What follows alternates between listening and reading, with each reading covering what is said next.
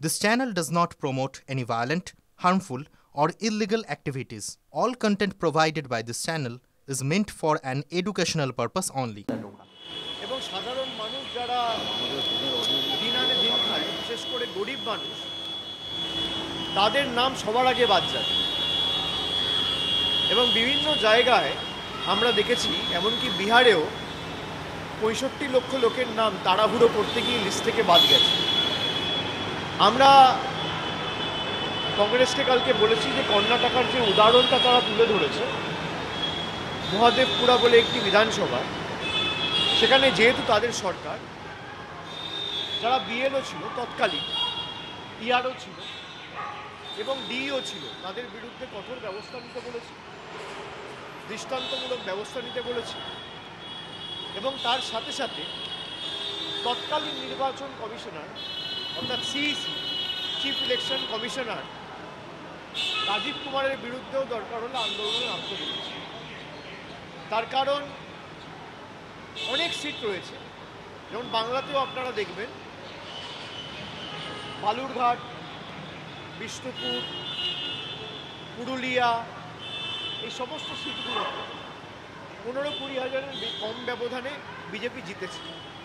আর একটা সিটে যখন ৫,০০০-এর ব্যবধান হয়, তখন ২৫০০ ভোট এদিক ওদিক। সুতরাং আমরাও এগুলো বিস্তারিত আলোচনা করেছি এবং আগামী দিন ইন্ডিয়া অ্যালায়েন্সের পক্ষ থেকে ১১ তারিখ একটা প্রতিনিধি দল নির্বাচন কমিশনে যাবে, পার্লামেন্ট থেকে মিছিল করে, সেখানে তৃণমূলের সব প্রতিনিধিরা থাকবে। আমার কিছু পূর্ব নির্ধারিত কর্মসূচি এবং বৈঠক এখানে রয়েছে, যেহেতু জেলাভিত্তিক পর্যালোচনার কাজ আমি শুরু করেছি। ১১ তারিখ উত্তর দিনাজপুর এবং বহরমপুরের বৈঠক রয়েছে এবং আমি সেখানে ব্যস্ত থাকার কারণে আমি নিজে হয়তো সশরীরে উপস্থিত থাকতে পারবো না, কিন্তু বাকি তৃণমূল কংগ্রেসের এমপিরা থাকবে সেই মিছিলে। এবং আমরা আমাদের দাবিতে অনড় এবং স্পষ্ট। আমরা চাই হাউস চলুক। আমি নিজে কালকে স্পিকারের সাথে দেখা করেছি, স্পিকারকে অনুরোধ করেছি যে আপনাদের যদি লোকানোর কিছু না থাকে, আপনাদের যদি ভয়ের কিছু না থাকে, তাহলে আপনারা এসআইআর নিয়ে ডিসকাশন দিচ্ছেন না কেন? আমরা চাই হাউস চলুক, কিন্তু এই যে বাঙালিদের প্রতি অপমান, বাংলাকে বাংলাদেশি ভাষা বলে আখ্যায়িত করা এবং ইচ্ছাকৃতভাবে বেছে বেছে বিজেপি শাসিত রাজ্যগুলোতে বাঙালিদের উপর অত্যাচার করা, ব্যঙ্গ বিদ্রুপ করা, আক্রমণ করা, আপনি এর বিরুদ্ধে দরকার হলে আমরা ডিসকাশন চাই, আপনি ডিসকাশন দিন। তো যাই হোক, আমরা আমাদের অবস্থান জানিয়ে এসেছি। উনি কিভাবে হাউস চালাবেন উনি বলতে পারবেন, তবে আমরা চাই হাউস চলুক। কেন্দ্র সরকারের নিশ্চয়ই লোকাবার কিছু আছে, তারা ভয় পাচ্ছে, সে কারণে ডিসকাশন অ্যালাউ করছে। একটা প্রশ্ন, এরাজ্যের মুখ্য নির্বাচনী আধিকারিক জাতীয় নির্বাচন কমিশনকে চিঠি দিয়ে জানিয়েছে যে এসআইআর হওয়ার মতো পরিস্থিতি বা অনুকূল পরিস্থিতি রাজ্যের আছে। আমাদের কাছে একটা সূত্রের খবর যে রাজ্যের সরকার, রাজ্য প্রশাসন এটার সাথে একটু না, আমি আপনার এ নিয়ে কোনো দ্বিমত নেই। আমি আমাদের অবস্থান প্রথম দিন যা বলেছিলাম, আজও তাই বলছি, যে একটা এক্সারসাইজ যেটা করতে ২ বছর লাগে, সেটা আপনি ১ মাসে করবেন কি করে, বা ২ মাসে করবেন কি করে? বিহারে আপনি ১ মাসে 99% ইনিউমারেশন ফর্ম ফিল আপ করিয়ে নিচ্ছেন, এ হয় নাকি? ২ বছরের এক্সারসাইজ যেটা করতে ২৪ মাস লাগে, লাস্ট যখন এসআইআর হয়েছিল ২০০২-এ হয়েছিল, আর লিস্ট বেরিয়েছিল ২০০৪-এ। আর আপনি যদি বলেন যে ভোটার লিস্টে গড়মিল রয়েছে, তাহলে এই ভোটার লিস্টের নিরিখেই তো ২০২৪ সালে সরকার নির্বাচিত হয়েছে। তাহলে তো সেই সরকার অবৈধ, তাহলে তো প্রধানমন্ত্রী অবৈধ, স্বরাষ্ট্রমন্ত্রী অবৈধ, প্রতিরক্ষা মন্ত্রী অবৈধ, স্বাস্থ্যমন্ত্রী অবৈধ। এই সাংসদদের ভোটে আবার রাষ্ট্রপতি, উপরাষ্ট্রপতি নির্বাচিত হবে, তারা অবৈধ। পুরো দেশটাই তো তারা মানে অবৈধরা চালাচ্ছে। তো তখন হলো না কেন? বেসিক্যালি বাংলায় এরা টেস্ট করে, ট্রায়াল করে দেখে নিয়েছে। ২০১৪ ক্ষমতায় আসার পর থেকে প্রত্যেক নির্বাচনে বিজেপি বাংলায় হেরেছে। এখন এত শ্রম দিয়ে, এত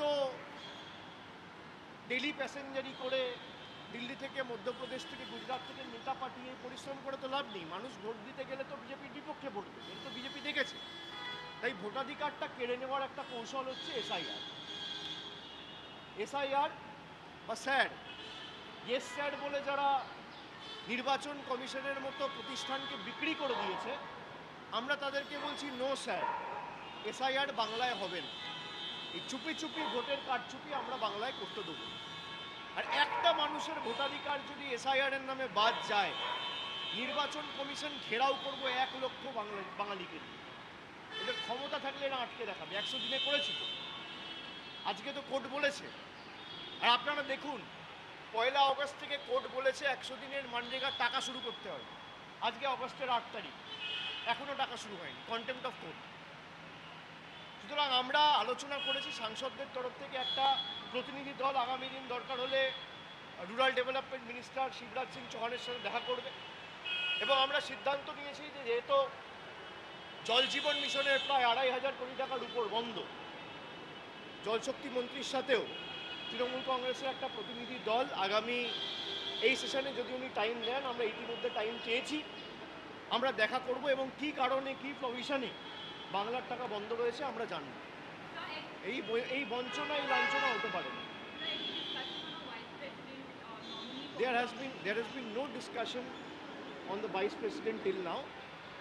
All like-minded parties will come together when the time be. We have time till 21st of August, and accordingly there will be deliberation and discussions on vice president. And if there will be discussion on any particular name, the media will be kept apprised. এই actual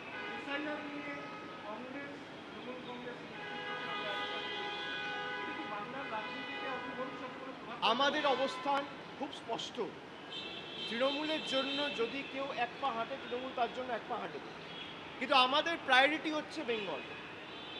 বাংলার যে বঞ্চনা, বাংলার যে লাঞ্ছনা, বাংলার যে অপমান, এই ইস্যুটায় যে রাজনৈতিক দল তৃণমূলের পাশে থাকবে, আমরাও তাদের পাশে রয়েছি।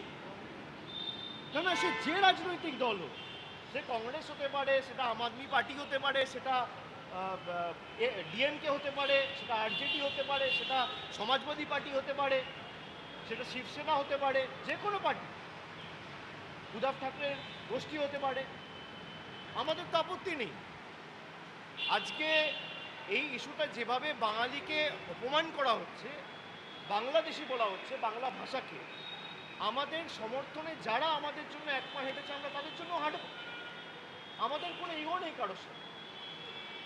আমরা সবাই মিলে ঐক্যবদ্ধ হয়ে বিজেপির এই একনায়কতন্ত্রের বিরুদ্ধে লড়ছি, এই স্বৈরাচারী বিজেপির বিরুদ্ধে লড়ছি, এদের স্বৈরাচারী শাসনের বিরুদ্ধে লড়ছি।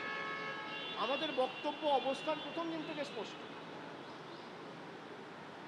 ठीक है, कल देखा गया कि बहुत फेक वोटरों का लेके चर्चा हुआ है, जहाँ पे देखा गया किसी का पिता का नाम गलत लिखा गया, और अभी तक देखा जा रहा है कि बंगाल में भी ये लागू करने का कोशिश किया जा रहा है, और अभी तक बंगाली माइग्रेंट लेबरों को पूछताछ का जो प्रक्रिया है वो भी जारी है। राजस्थान से भी ऐसी घटना सामने आ रही है, क्या कहेंगे?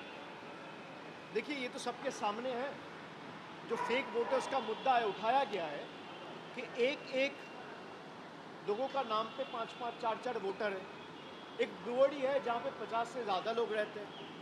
एक एड्रेस पे 200-250 वोटर्स रह रहे हैं जिनका कोई अता पता नहीं है, कोई एग्जिस्टेंस नहीं है। और एक आदमी 5 बार 6 बार एक दिन में वोट किया है। वो वाराणसी में भी वोट किया है, वो कर्नाटका में भी वोट किया है।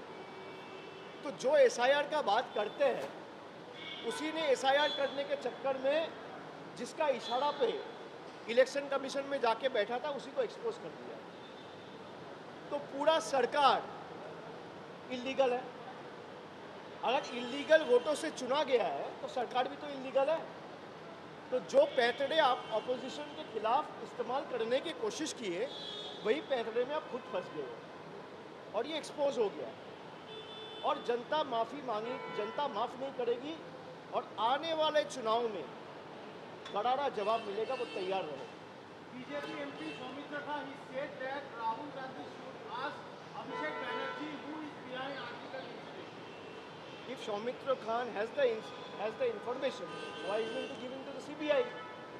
भाई आप लोग भी किस चक्कर में पड़ते हो? इतना ही कुछ है तो CBI को दे दे।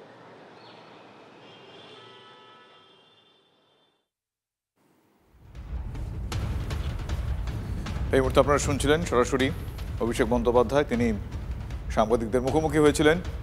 এসআইআর এর বিরুদ্ধে বিরোধীরা একজোট, 11 তারিখ তারা কমিশনে যাচ্ছেন। বিজেপির একনায়কতন্ত্রের বিরুদ্ধে তাদের লড়াই বলে আজ সাংবাদিকদের মুখোমুখি হয়ে অভিষেক বন্দ্যোপাধ্যায় বক্তব্য রাখলেন এবং তিনি স্পষ্টতই বললেন যে এ বাংলায় এসআইআর হতে তারা দেবেন না, এমনটাই তিনি উল্লেখ করলেন।